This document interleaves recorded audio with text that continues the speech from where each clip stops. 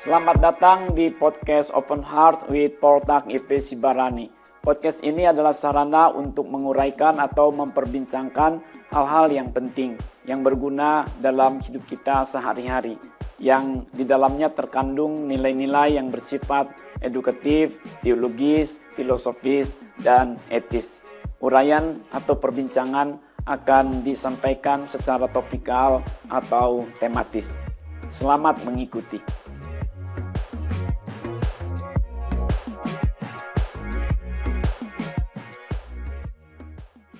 Topik yang akan saya uraikan pada edisi ini adalah terjadinya keajaiban. Terjadinya keajaiban. Keajaiban adalah suatu peristiwa yang ajaib. Satu peristiwa yang sangat aneh. Satu peristiwa yang sungguh mengherankan. Satu peristiwa yang tidak masuk akal pikiran manusia. Yang sampai sejauh ini atau sampai sejauh itu dianggap tidak logis, tidak rasional, tidak memenuhi kriteria ataupun rumusan dalam ilmu-ilmu pengetahuan dan teknologi yang ada di dunia ini.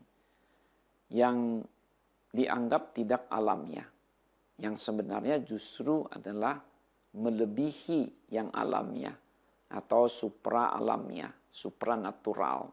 Juga tadi berkaitan dengan rumus-rumus dalam ilmu pengetahuan dan teknologi di dunia ini sebenarnya justru melebihinya, beyond of them. Peristiwa yang ajaib itu hanya Tuhan yang dapat melakukan. Kadang disebut sebagai miracle atau mujizat.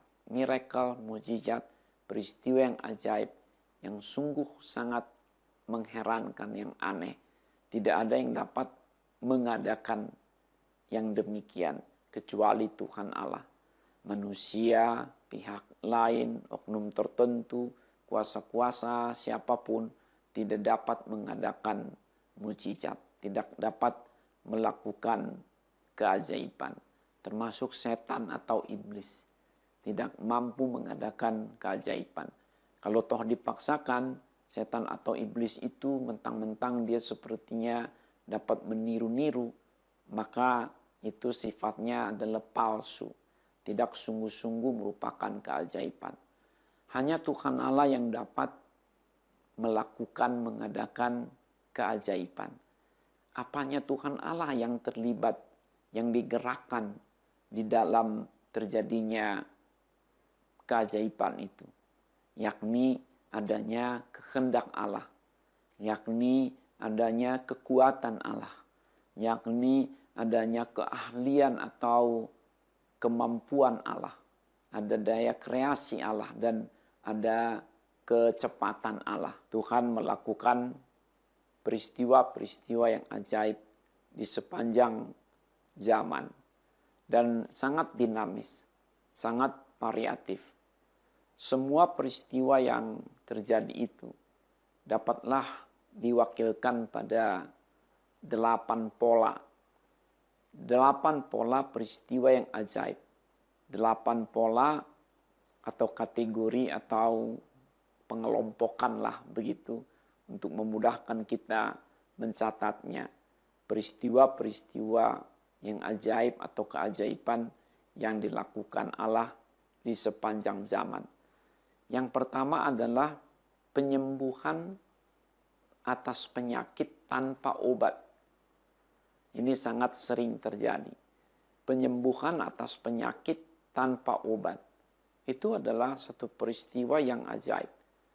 Bagaimana mungkin satu penyakit bisa sembuh tanpa obat?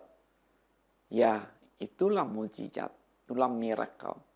Tuhan Allah dapat menyembuhkan segala macam penyakit. Karena dialah yang disebut sebagai Yehovah Rafa. Kitab Keluaran pasal 15 ayat 26. Akulah Tuhan penyembuh. Tidak ada penyakit yang tidak dapat disembuhkan oleh Tuhan. Dialah tabib di atas segala tabib. Tanpa pakai obat, tanpa menggunakan obat atau ramuan apapun, Tuhan dapat menyembuhkan penyakit apapun. baik itu yang ringan, yang sedang, yang berat, lebih berat lagi, bahkan yang sudah sangat mengancam nyawa jiwa seseorang, penyakit yang terminal, itu stadium berapapun sudah, Tuhan dapat menyembuhkan. Itulah keajaiban. Memang bisa jadi sudah ada obatnya, tapi ya karena satu dan lain hal tidak sempat diasup, tidak sempat dikonsumsi, atau tidak mampu dimiliki, tidak ada uang lah untuk membelinya, atau dia tidak tahu obatnya ada di mana, walaupun sudah ada, namun Tuhan dapat juga menyembuhkannya. Walaupun sudah ada obatnya, tapi Tuhan tidak mau pakai obat itu, Tuhan dapat menyembuhkan penyakit seseorang. Apalagi kalau nyata-nyata belum ada obatnya. Nah, itu lebih lagi adalah karya Tuhan. Saya harus garis bawahi bahwa kita tidak anti obat. Persoalannya di sini bukan ada obatnya atau tidak ada obatnya, tetapi peristiwa keajaiban itu, peristiwa yang ajaib itu, Tuhan dapat adakan, Tuhan dapat menyembuhkan seseorang dengan penyakit yang bagaimanapun tanpa obat. Itu Allah yang kerjakan. Maka di dalam Alkitab ya, sebagai catatan historis dan teologis bagi kita umat Tuhan, lihatlah berapa kali Tuhan menyembuhkan orang tanpa obat. Ya, ada cerita-cerita yang lebih mudah, lebih cepat barangkali kita ingat. Ya, saya juga katakan lebih masyhur. Ingat gak bagaimana seorang panglima bala tentara Aram dalam kitab 2 Raja-Raja pasal 5 yang sakit kusta. Pada zaman itu tidak ada obatnya. Ya, zaman sekarang pun kalaupun ada itu ya lama betul ya baru bisa sembuh. Tapi hanya dengan perintah berendam di sungai Yordan 7 kali saja dia langsung sembuh. Dia bahkan kulitnya disebutkan seperti kulit bayi. Nah, ini adalah keajaiban. Luar biasa. Tuhan dapat menyembuhkan penyakit apapun. Termasuk yang katanya lebih ringan, sakit demam ya. Saya tidak hendak meringan-ringankan sih. Tapi ya sakit demam di dalam Injil Matius pasal 8 ayat yang 14 sampai 17 itu kan ibu mertua Petrus hanya dengan ditumpang tangan saja oleh Tuhan Yesus sembuh. Bahkan segala macam penyakit disebutkan di dalam Injil Matius juga, Markus, Lukas, Yohanes. Termasuk Injil Matius kembali pasal yang ke-15 ayat 30-31. Segala macam penyakit hanya dengan sepatah kata saja Tuhan Yesus sembuhkan. Yaitulah Yehova Rafa. Tuhan melakukan keajaiban demi keajaiban. Salah satu atau pola pertama yang dapat kita catat di sini adalah menyembuhkan penyakit tanpa obat. Makanya ya juga mau dititipkan pesan, janganlah kita takut selalu kalau kita sakit. Apalagi jadi ketakutan, seolah-olah semuanya sudah tamat begitu. Belum, masih ada Tuhan. Masih ada Tuhan. Saya tidak katakan bahwa kita akan selalu sembuh penyakitnya lalu kita hidup selama-lamanya di bumi ini karena kesembuhan itu. Tidak demikian. Tetapi poinnya di sini adalah bahwa Tuhan sanggup mengadakan mukjizat. Tuhan sanggup melakukan peristiwa yang ajaib. Yang pertama adalah mengadakan kesembuhan bagi kita yang sakit tanpa obat atau dengan tidak menggunakan obat. Yang kedua polanya adalah proses yang dipercepat. Adanya percepatan sedemikian rupa oleh Tuhan Allah. Misalnya yang seharusnya beberapa minggu, tetapi oleh Tuhan hanya beberapa hari saja. Atau yang seharusnya beberapa hari baru selesai, baru terwujud, ternyata oleh Tuhan Allah hanya beberapa jam saja selesai urusan itu. Inilah keajaiban, proses yang dipercepat, percepatan oleh Tuhan Allah.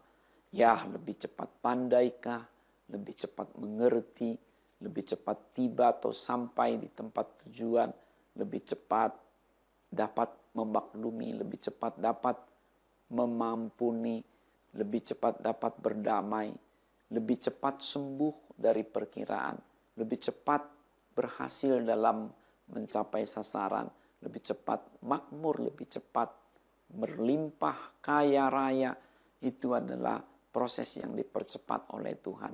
Tuhan itu ya memiliki speed yang hebat. Tuhan dapat membawa orang, kan istilah saya, berlari bahkan terbang, bukan main. Tuhan Allah itu sanggup melakukan perkara-perkara ajaib yang demikian. Adanya percepatan.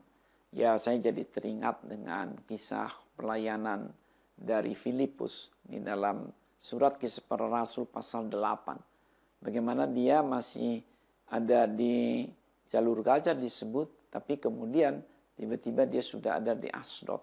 Seolah-olah dia dibawa terbang oleh Tuhan. Tapi bagaimanapun caranya ya Tuhan mengadakan percepatan sehingga dia lebih cepat tiba.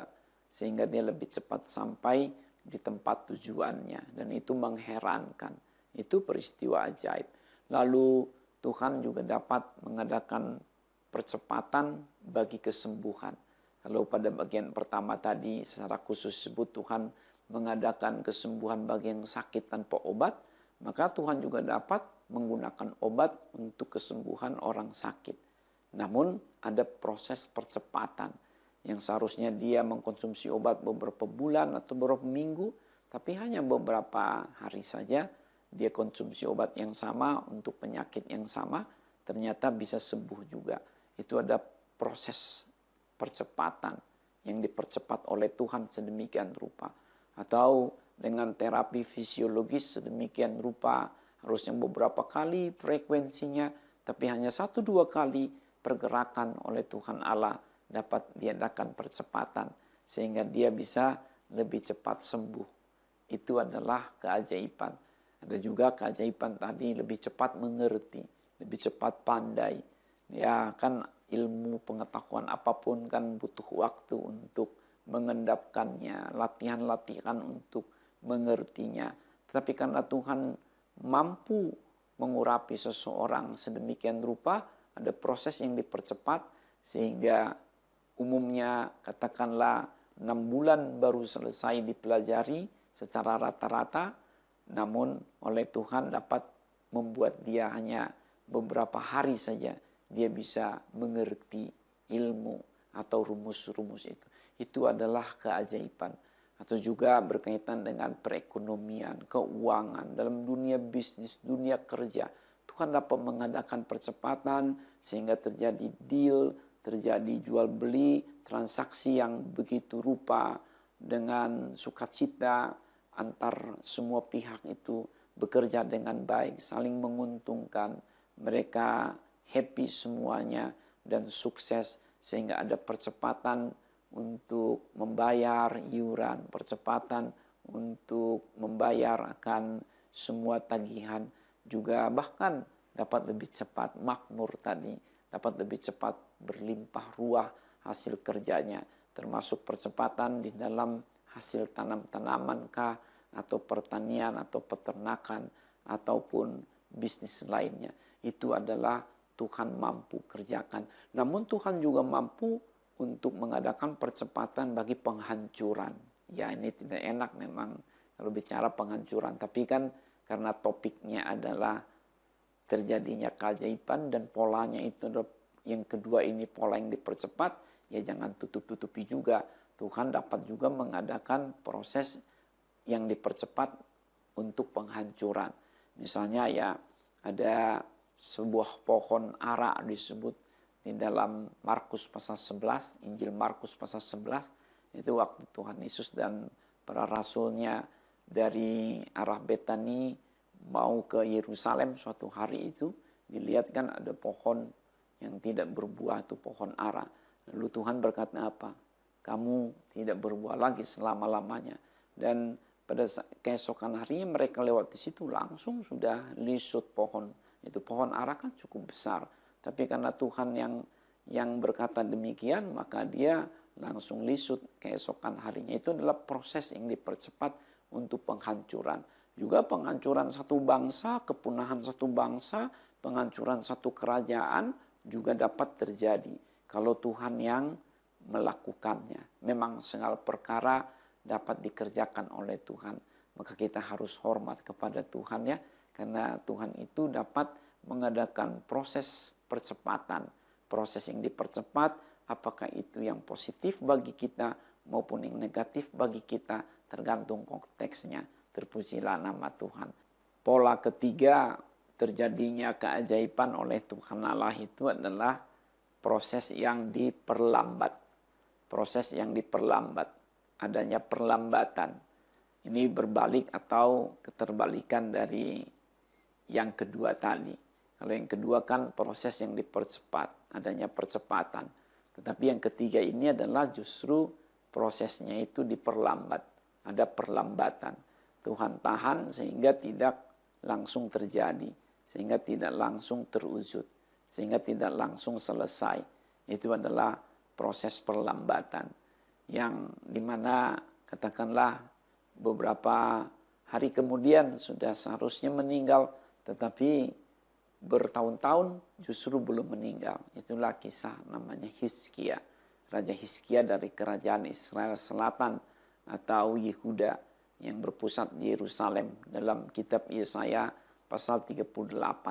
Bagaimana Hizkia yang sebenarnya sudah divonis mati tetapi tidak jadi mati karena Tuhan perlambat.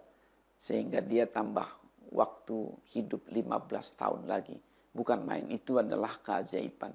Atau Rasul Paulus, di mana di dalam surat 2 Korintus pasal 12 ayat 7 sampai 10, bagaimana dia ada duri dalam dagingnya, penyakit yang sudah begitu kronis, tetapi tidak jadi dia langsung meninggal, malah dia sama saja akhirnya lanjut usia juga, walaupun dia ada duri dalam dagingnya, ada penyakit pada tubuhnya, tetapi dia tetap bertahan karena Tuhan topang. Ini adalah keajaiban.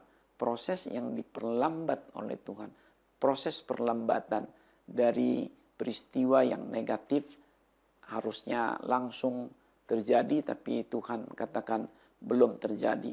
Ataukah termasuk ditunda terjadinya. Juga ada namanya perlambatan menopause bagi siapa itu? Bagi istrinya Abraham, itu Ibu Sarah. Ya seharusnya kan ya usia sih relatif ya, tapi rata-rata kalau orang sudah 50 tahun, ya orang kan sudah menopause kalau wanita itu. Tapi mengapa ibu ini bisa melahirkan usia 75 tahun? Itu adalah keajaiban. Itu adalah proses yang diperlambat oleh Tuhan. Tidak selalu itu akan terjadi pada setiap orang, tapi poinnya di sini adalah Tuhan dapat mengadakan perlambatan meninggal, perlambatan untuk sakit, perlambatan untuk bangkrut, perlambatan barusan ini tadi untuk tidak melahirkan, perlambatan untuk menopause, perlambatan untuk apapun yang negatif atau tidak baik. Tuhan bisa tahan sedemikian rupa. Ini adalah peristiwa yang ajaib, miracle, mujizat ilahi. Pola keempat terjadinya keajaiban oleh Tuhan Allah adalah pelipat gandaan jumlah. Pelipat gandaan jumlah. Jadi dari sedikit saja tadinya, tapi Tuhan dapat mengadakan berlipat-lipat begitu jadinya. Itu adalah peristiwa yang ajaib. Ada dua contoh yang masyhur dalam Alkitab sehubungan dengan pelipat gandaan jumlah ini sebagai peristiwa yang ajaib oleh Tuhan Allah. Mula-mula adalah hasil panenan dari Ishak, anak Abraham. Dalam kitab Kejadian pasal 26, di situ kan dikatakan bagaimana dalam situasi sulit padahal suasana gersang tanahnya, tetapi Tuhan menyuruh dia menaburkan benih di satu lembah namanya lembah Gerar. Dia lakukan, dia taat, dan 1 tahun itu dia dapat hasil 100 kali lipat. Bukan main. Saya hitung-hitung 100 kali lipat secara kasar saja itu sudah 10.000% ya. 100 kali 100%. Wow, belum kalau itu pelipat gandaan. Itu bisa, wow, sulit untuk menghitungnya gitu. Tetapi itulah Tuhan Allah kita. Dia sanggup melakukan segala perkara kan. Dia ajaib luar biasa. Dia dapat memberkati umatnya sampai 100 kali lipat. Sampai 100 kali lipat ganda. Itu siapa yang dapat memberikan keuntungan? Manusia mana, perusahaan mana, rekan bisnis mana secara umum di dunia ini? Tidak ada. Tapi bagi Tuhan mampu melakukannya. Tidak ada yang mustahil toh bagi Tuhan tadi. Lalu peristiwa yang juga ajaib bukan main malahan ini adalah 5 ketur roti, 2 ekor ikan. Tuhan sanggup adakan untuk ribuan bahkan belasan ribu orang makan dengan kenyang, malah masih ada sisa disebut 12 bakul. Di dalam Injil Matius, Markus, Lukas, Yohanes, keempat Injil semuanya mencatatnya. Lebih khusus adalah yang saya mau sebutkan itu Injil Yohanes pasal 6 ayat 1 sampai 13. Betapa menariknya. Ternyata 5 ketur roti, 2 ekor ikan itu milik seorang anak kecil. Lalu dipakai oleh Tuhan Yesus untuk menjadi alat di tangannya sehingga cukup tadi buat belasan ribu orang, bukan main. Jadi Tuhan dapat mengadakan proses pelipat gandaan jumlah yang sedikit menjadi begitu banyak, begitu tidak ada habisnya sepertinya. Juga janganlah lupa 2 Raja-Raja pasal yang keempat sebagai tambahan bagaimana dari buli-buli kecil yang satu tinggal sedikit lah itu minyaknya, tapi karena Tuhan bekerja terus mengalir minyak itu, tidak ada hentinya, berbejana-bejana atau berember-ember, bergalon-galon, sampai tidak ada lagi ember atau bejana atau galonnya, barulah minyak dari buli-buli itu berhenti. Ini adalah pelipat gandaan hasil. Memang ya, Tuhan itu sanggup memperkaya orang, membuat orang memiliki berlipat-lipat ganda, asalkan dia berkenan, asalkan dia mau, asalkan memang Tuhan juga izinkan dan kita terlibat di dalamnya dengan sukacita, kita akan mengalami juga namanya pelipat gandaan jumlah itu. Tentunya biar yang baik-baik saja. Pola kelima adalah peralihan arah. Peralihan arah. Yang seharusnya ke kanan, tapi Tuhan buat ke kiri. Yang seharusnya ke kiri, Tuhan buat ke kanan. Juga depan, belakang, atau maju mundur. Tuhan sanggup mengalihkan arah. Apakah itu arah angin, apakah itu arah hewan, atau fenomena alam lainnya. Juga arah gerak manusia, bahkan satu bangsa, pasukan perang sekalipun. Itu adalah keajaiban. Tuhan sanggup melakukan peralihan arah. Mula-mula yang saya dapat sebut ceritanya itu dalam kitab Keluaran pasal 10. Bagaimana belalang-belalang dari segala penjuru dunia datang ke Mesir, menutupi semua wilayah Mesir dalam rangka mendisiplinkan Firaun di Mesir, karena Firaun menjajah bangsa Israel dengan tidak berperi kemanusiaan. Mereka diperbudak sedemikian rupa. Tuhan mengadakan tulah demi tulah, mengingatkan supaya Israel itu mereka suruh keluar dari Mesir. Salah satunya itu adalah tulah belalang yang Tuhan datangkan dari segala penjuru. Itu buat saya adalah peralihan arah. Seharusnya kan belalang-belalang itu ya hinggap kemana-mana. Tetapi karena Tuhan alihkan arahnya, ya datang semua ke Mesir saat itu. Itu adalah peralihan arah. Itu adalah keajaiban. Atau peralihan arah angin. Tuhan pernah mendatangkan angin timur disebut untuk menguatkan Laut Merah, air Laut Merah itu. Sehingga bangsa Israel dapat menyeberang di tengah-tengahnya. Sehingga air itu terkuak begitu rupa menjadi seperti benteng raksasa kiri kanan yang begitu kuat.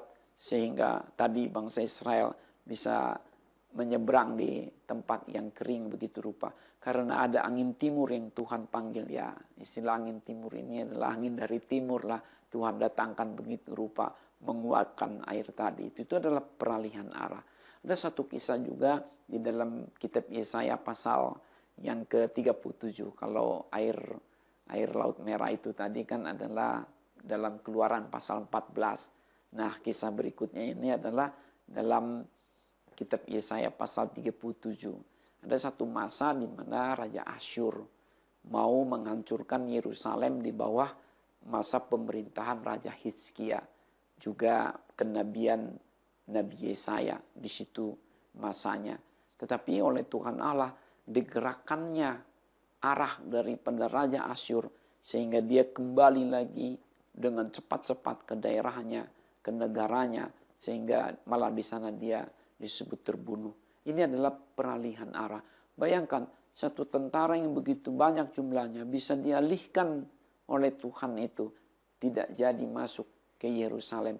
Itu adalah keajaiban ataupun keajaiban namanya, ingat ya, itu Bileam di dalam Bilangan pasal yang ke-22 itu. Bagaimana seharusnya keledai Bileam itu bergerak maju, tapi oleh Tuhan diarahkan ke tempat lain. Itu buat sebagian orang mungkin itu mengapa perlu disebut, apakah itu keajaiban? Ya, itu keajaiban. Bagaimana Bileam mau mengutuki bangsa Israel dalam perjalanan menuju ke Kanaan itu di Moab. Tetapi karena keajaiban ya tidak jadi begitu. Karena Tuhan mengalihkan akan gerak langkah daripada Bileam yang naik keledainya itu. Itu adalah keajaiban. Yang terakhir adalah mulut ikan ada namanya uang. Uang di mulut ikan. Itu buat saya juga adalah kegerakan dari Tuhan, peralihan peralihan arah. Ya, ikan ini kok tiba-tiba bisa datang untuk mendekati pancingan dari Simon Petrus di tepi danau itu. Itu adalah Tuhan arahkan sedemikian rupa sehingga di bawah kekuasaan Tuhan ikan itu dapat dikail oleh Simon Petrus dan di mulutnya ada ikan. Nah, ini adalah cara-cara Tuhan untuk melakukan keajaiban di tengah-tengah kehidupan umatnya, di tengah-tengah dunia ini sebagai mujizat, sebagai miracle untuk menunjukkan bahwa memang dia berkuasa. Dan ini juga dapat terjadi dalam hidup kita. Ada peralihan arah. Seharusnya ya ini kalau saya renungkan secara pribadi, seharusnya orang mau datangi kita untuk pukul kita, untuk sakiti kita, tapi nggak jadi ke arah lain.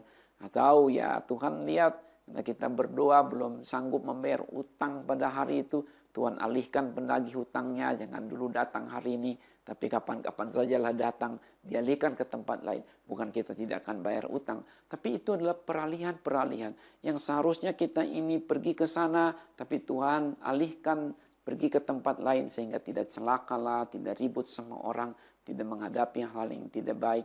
Atau tadinya kita mau pergi ke sana berbisnis tapi nggak jadi, ya Tuhan alihkan ke tempat lain sehingga malah di tempat itulah kita mendapatkan hasil. Begitu hebat ya, Tuhan dapat pertemukan kita dengan orang-orang yang tepat, yang tidak terduga-duga. Tidak ada yang kebetulan, tapi Tuhan arahkan begitu rupa, Tuhan dapat mengadakan peralihan arah sehingga terjadi mujizat yang indah dalam hidup kita umatnya. Pola yang keenam terjadinya keajaiban oleh Tuhan Allah adalah perubahan rasa juga perubahan wujud. Perubahan rasa dan wujud. Tuhan sanggup mengadakan yang demikian. Mengubah rasa sesuatu, mengubah wujud sesuatu. Ambillah contoh masyhur dalam Injil Yohanes pasal 2 ayat 1-11. Bagaimana dalam sebuah perjamuan kawin di Kana, dalam satu pesta pernikahan, Tuhan Yesus yang hadir di sana mengubah air biasa, air pembasuhan menjadi anggur yang sungguh sedap, sungguh baik, kualitas terbaik bahkan. Semua orang dipuaskan. Pemimpin pesta memuji-muji pengantin itu. Saking bangganya, saking senangnya atas adanya anggur. Dari mana ya anggur itu datang? Dipikir apakah disembunyikan begitu sebelumnya. Itu bukan karena disembunyikan, tapi karena Tuhan yang mengadakannya. Baru saja Tuhan adakan itu. Itulah keajaiban. Tuhan mengubah air biasa menjadi anggur yang sedap. Sebelumnya, jauh sebelumnya dalam kitab Keluaran pasal 15, ada dalam perjalanan di padang gurun. Bagaimana air yang sangat pahit di Mara itu diubah Tuhan menjadi air yang manis. Sehingga bangsa Israel tidak kepahitan dalam perjalanan di padang gurun itu. Itu adalah keajaiban. Jadi Tuhan dapat mengubah rasa, mengubah wujud untuk kebaikan umatnya, untuk kesenangan umatnya. Maka ya kalau kita relevansikan, aplikasikan, refleksikan dalam hidup sehari-hari. Kalau di tangan Tuhan yang tidak enak itu bisa jadi enak buat kita. Yang sepertinya ada racun itu kita tidak tahu ya. Tapi Tuhan bisa ubah menjadi tidak beracun. Itu adalah keajaiban. Itu adalah Tuhan yang berkarya. Mengubah rasa, juga mengubah wujud sesuatu demi kebaikan kita. Lalu pola yang ketujuh. Pola yang ketujuh adalah pengadaan yang baru. Tuhan sama sekali membuat sesuatu yang serba baru. Dari tidak ada menjadi ada. Yang paling masyhur dan paling utama adalah Kejadian pasal 1 itu. Bagaimana Tuhan menjadikan langit dan bumi dengan segala isinya. Dari tidak ada menjadi ada. Creatio ex nihilo et cum tempore. From nothing to be things and beings. Itu adalah Tuhan Allah yang jadikan. Kejadian pasal 1 ayat 3 berfirmanlah Allah. Juga dalam ayat yang ke-9 berfirmanlah Allah. Berfirmanlah Allah, jadilah, ia jadi. Itu adalah keajaiban. Inilah pola ketujuh. Dari tidak ada, Tuhan adakan menjadi ada. Termasuk juga menghidupkan yang sudah meninggal. Bagaimana Tuhan mampu menghidupkan yang sudah meninggal. Itu buat saya juga kategori di sini sama. Tuhan, orang itu sudah tidak ada nyawa, tapi Tuhan berikan lagi nyawa yang baru. Itu adalah menghidupkan. Itu adalah karya from nothing menjadi sesuatu gitu. Itu ajaib. Tuhan menghidupkan Lazarus dalam Yohanes pasal 11. Tuhan menghidupkan pemuda di Nain dalam Lukas pasal 7. Tuhan juga memakai akan Paulus untuk menghidupkan Eutikus dalam surat Kisah Para Rasul pasal yang ke-20. Juga Tuhan memakai sebelumnya Rasul Petrus untuk menyembuhkan bahkan menghidupkan kembali Tabita dalam Kisah Para Rasul pasal 9. Ini adalah keajaiban. Bahkan jauh sebelumnya Nabi Elisa, Nabi Elia dalam kitab 1 Raja-Raja, 2 Raja-Raja itu mengadakan hal yang sama, menghidupkan orang yang mati, yang sudah meninggal bisa hidup kembali. Itu adalah karya Tuhan yang ajaib. Pola yang ketujuh, mengadakan dari tidak ada menjadi ada. Pola yang ke-8 sekaligus terakhir dari keajaiban yang dilakukan oleh Tuhan Allah itu adalah pengusiran roh-roh jahat, pengusiran kuasa gelap, pengusiran setan. Itu Tuhan yang dapat lakukan. Mengapa itu merupakan keajaiban? Karena kerasukan roh-roh jahat itu sendiri merupakan peristiwa yang supranatural, supra-alamiah. Itu kan tidak dapat dirasa secara fisikal saja, juga tidak kasat mata. Karena itu adalah proses pemasukan roh-roh jahat itu, kerasukannya adalah proses yang sifatnya tadi supranatural, maka pengusirannya juga adalah dengan proses yang supranatural. Nah, pada umumnya kan malahan jangan haraplah roh-roh jahat yang sudah merasuk itu kan tidak akan pergi begitu saja. Nah, maka harus ada usaha tersendiri dari pihak lain untuk dapat mengusirnya. Nah, siapa yang dapat mengusirnya? Ya, Tuhan Allah. Manusia dapat mengundang kuasa gelap masuk ke dalam tubuhnya dengan penyembahan yang tidak benar ya. Tapi herannya manusia tidak dapat mengusirnya. Jadi dapat diundang datang kuasa gelap itu tapi tidak mampu orang itu untuk mengusirnya kembali. Nah, disinilah dia perlu bantuan Tuhan, bantuan kuasa Allah. melalui doa hamba Tuhan kah, atau seseorang yang diurapi, melayani dia, dipakai Tuhan melayani dia. Dengan kuasa Allah itu, maka kuasa gelap itu, iblis setan, roh-roh jahat itu dapat diusir. Ini adalah keajaiban. Tidak ada yang dapat mengusir kuasa gelap itu dengan cara apapun, kecuali dengan cara-cara yang diperkenan oleh Tuhan. Itulah keajaiban.